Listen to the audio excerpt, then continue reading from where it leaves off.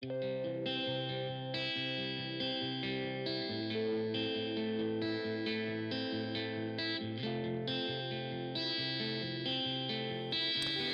is a podcast by WellHouse Church, where we take a closer look and dig a little deeper into this week's sermon.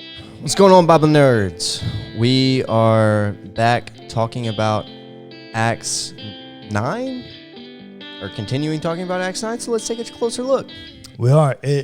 Honestly, it feels good to be back. Golly, I had to do this by myself last week. Yeah. And we're going to get a whole week of content this week, so thanks for being patient with us. Yep, very sorry about that. Yeah, this is an interesting text. So once you get to chapter 9, chapter 9 is a major shift in the book of Acts. And this character, Saul, becomes the most prominent character in the book. Yeah. He becomes the character that matters the most. But right after his story of his conversion, and he leaves Damascus to return to Jerusalem, we get a break from Saul for about a chapter and a half to go back and look at Peter. Just for a brief minute. Peter will be around. We'll see him again at the council in chapter 15. Peter will continue to be around. But Paul is the main character moving forward. But we do get this kind of weird break here about Peter, which feels strange. If you were going to talk about Peter, maybe we should have done that, earlier when it was Peter's part of the story. Right. But for whatever reason, Luke chooses to bring these Peter elements. And next week, we're going to look at Peter and Cornelius, which is a really interesting story. But these are two healing stories from Peter. Yeah. And it could be, this is something that I'm possibly tinkering with. I'm redoing my outline of Acts through this idea. But I'm beginning to wonder if the storytelling of Acts is actually done through the geographical location, about when things are happening, when things are taking place in Jerusalem. Peter's the character. When they're not, it's Paul.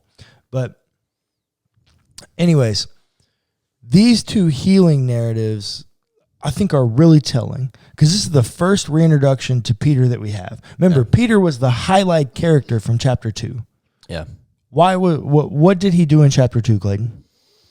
He preached this really big sermon that kind of defined the church.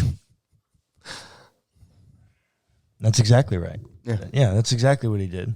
He also, did a very prophetic thing. We had Pentecost, the giving of the Holy Spirit. Yeah. Peter seems to be the leader of these people. This big new movement of the way of Jesus. Yeah, all these things. So when Peter shows back up on scene, we should take note of what he's doing. Yeah. He's healing. Yeah. Of all the things that the person of power could be. And remember, in chapter 15, he's going to sit at the head, quote unquote head, of the Jerusalem council. Right. This is a leader. Right. This is the top leader to date. Paul will, kind of take his place as one with the most influence, even according to his own words in 1 Peter. But Peter shows up and he's healing. Mm-hmm. You should not miss that is what Peter is doing, is that he's healing. And so Saul returns to Jerusalem, and then scene, almost as if Saul returns to Jerusalem, only to pan out, and you have Peter, who was a character in Jerusalem and is now out and about, not in Jerusalem doing things. Mm. And so the text says in verse 32, "Now as Peter went here and there among all the believers, he came down also to the saints living in Lydda. There he found a man named Aeneas, who had been bedridden for 8 years, for he was paralyzed." A lot of people try to read into the 8 years thing. I don't think it really matters. The dude's paralyzed for 8 years. What does that tell you? He wasn't born paralyzed. Right. Like that's really what we should take away from this. I don't think there's a bunch of like numerology here, like, oh, it's more than a perfect amount of time that he's been paralyzed. No, it's never a perfect experience when someone's paralyzed. That's literally the problem. So I don't think you should be reading into like any numerology numbers here. I literally think it probably just like historical record. He was paralyzed for about 8 years. Yeah. And so the other thing that I want to point out, and I'm going to compare, I'm telling these stories in tandem because I need to compare them to one another to make my point. Aeneas is defined as a man, and we had 2 other descriptors given in the same text about titles for people of faith, of the Christian faith, believers and saints. But Luke doesn't give that description to Aeneas. This is a man. This is a dude, just a bro. Just somebody that was there around the Christians. Right. But I don't think this is a community member. Right. I don't think this is a member of the Christian community. I think this is, quote unquote, an outsider. This would be a, quote unquote, non-believer. Verse 34. Peter said to him, Aeneas, Jesus Christ heals you. Get up and make your bed. And immediately he got up. And all the residents of Lydda and Sharon saw him and turned to the Lord. So here's, in the book of Acts, that phrase and the language about increasing in number of the believers, right? You should think about that as the like literary motif that keeps coming up to like summarize, like, oh, keep drawing you back home, keep grounding, like, oh, hey, this is what we're here for. Yeah. This is the story of the birth of the church and how all these people start. It's almost like in Judges, where like at the end of every chapter, like they each do what is right in their own eyes. Yeah. Yeah, it's that same kind of motif. But here's my question, Clayton. Why do all these people turn to the Lord? Is it because of the miracle, or is it because of the justice? Can it be the miracle attached to the justice? It can be however you want to interpret it. What do you think it is? I mean, I think that we kind of talked about this the other day. I say the other day, I don't know, it's been a few weeks now, that the message of Jesus, without like something to attach it to, is kind of like cool, good to know. But yeah, Peter here is doing the same thing, where he's coming with this this message of Jesus. Jesus Christ heals you, right? That's the message of Jesus attached to the miracle of the healing. Correct. I think it could be both. I think it can be both. I think sometimes it is both. But I think for some people who are watching, I think the miracle alone probably does it. But for other people watching, the miracle alone is probably not enough. Right. There are divinizers all over the ancient world. Yeah. There's tons of recordings in the book and in the Bible about other people being able to do the same, quote unquote, spiritual powers and like miracles, quote unquote, that the disciples can do, or that the people of faith can do. Moses and the Exodus is a great example. The first 4 plagues, I think it's 4, don't quote me on that. The first few of the plagues, Pharaoh's divinizers can do the same stuff. Yeah. So I think for a lot of people, the miracle probably isn't enough. It's the act of justice, the act of charity that goes with the miracle. Sure. That I think does it for a lot of people. I think I would agree with that. Because for us, I mean, if we saw a miracle today, it would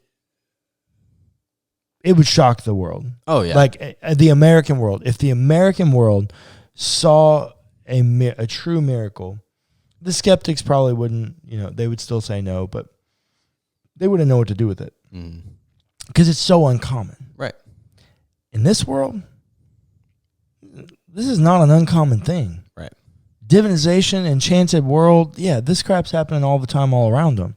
I don't think the miracle's that impressive to them. Yeah.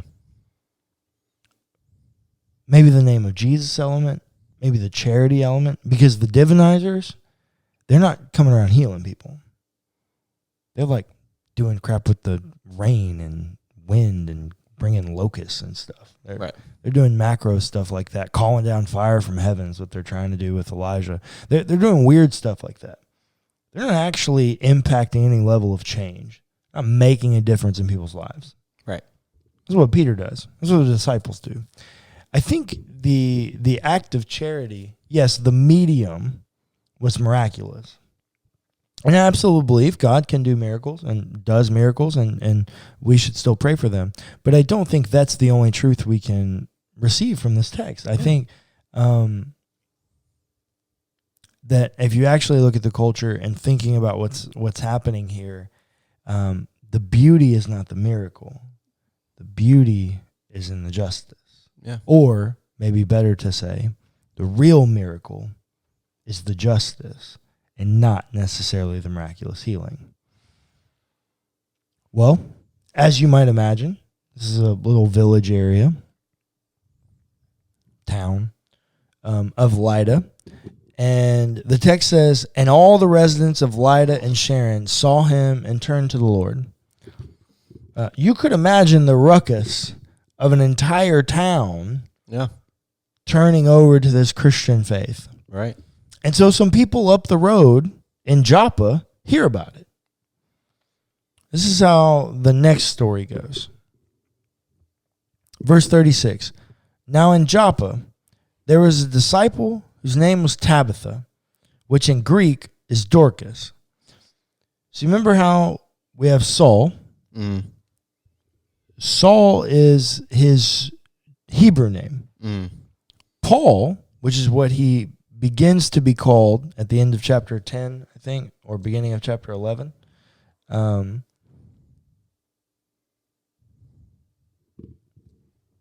think it's end of chapter 10. But Paul, what he eventually gets called, is just his Greek name. Right. And he starts using it because, as God told Ananias in chapter 9 in the conversion story of Paul earlier, that God wanted Saul to be his instrument to the Gentiles. Mm. It makes sense that you wouldn't call him by his Hebrew name. Right. You'd call him by his Greek name. Yeah. You're going to the Greeks. Tabitha and Dorcas, same thing. Tabitha is her Hebrew name. Dorcas is her Greek name. She was devoted to good works and acts of charity. So now, do you see the difference in the way Tabitha is described and the way that Aeneas is described? She's listed as a disciple, and she's given a descriptor of why. What makes her a disciple? Yeah. Whereas the other one, you have disciples around, you have believers around, but when you actually get him described, it's just a man named Aeneas. Right. There's no descriptor. He's not called a disciple. He's not called a believer. He's not called a saint. There's nothing. That's why I think these stories go hand in hand. I also think that's why translators have chosen to keep them as together as the end of chapter 9. It's because I do think they go hand in hand. But anyways, this is why I think they're in contrast. Tabitha is a true disciple, a believer, a community member, and has been for some time. Aeneas, not. Yeah. I want you to watch the way these interactions happen. Okay. Aeneas, Peter's just walking by. Hey, Aeneas, you're healed in the name of Jesus. Get up and walk. Take your bed, bro. Yeah. Very interesting exchange. Yeah. Watch this one. Verse 37. At that time, she became ill and died. When they had washed her, they laid her in a room upstairs. Since Lydda was near Joppa, the disciples, who heard that Peter was there, sent 2 men to him with the request, "Please come to us without delay." So Peter got up and went with them. And when he arrived, they took him to the room upstairs. All the widows stood beside him, weeping and showing tunics and other clothing that Dorcas had made while she was with them. Peter put all of them outside, and then he knelt down and prayed. He turned to the body and said, "Tabitha, get up." She opened her eyes, and seeing Peter, she sat up. He gave her his hand and helped her up. Then calling the saints and widows, he showed her to be alive. This became known throughout Joppa, and many believed in the Lord. Meanwhile, he stayed in Joppa for some time with a certain Simon, a tanner. What differences do you notice about those stories, Clayton? So besides how Tabitha was described, Mm-hmm. it was a simple healing versus a resuscitation. So 2 opposite ends of things going on here, right? I guess a simple healing isn't like a good way to describe that. No healing is simple, but we see lots of lame people being able to walk again. Mm-hmm. There's only so many resuscitations that we see. So this is a more rare act of healing. They are more rare. And people sought Peter out for this one. Mm. Whereas Peter was just walking down the street and saw Aeneas. Mm-hmm. So people sought him out for this, meaning like you were saying earlier, they had heard, "Yo, Peter, we got this disciple, follower of Jesus, already a follower of Jesus. Mm-hmm. Can you come help?"